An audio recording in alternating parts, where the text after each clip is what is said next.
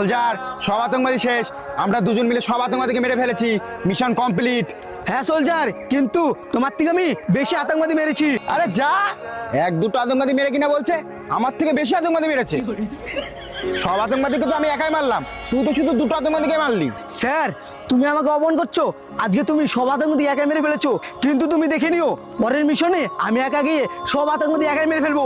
তোদের কোনো ফৌজিকে আমি ছাড়বো না, সবাইকে মেরে ফেলবো। তুই সেটা কোনোদিনও পারবি না। সোলজার সাইড দাও। তুই নাকি এবার মিশনে গিয়ে সব আতঙ্কবাদীকে মারবি।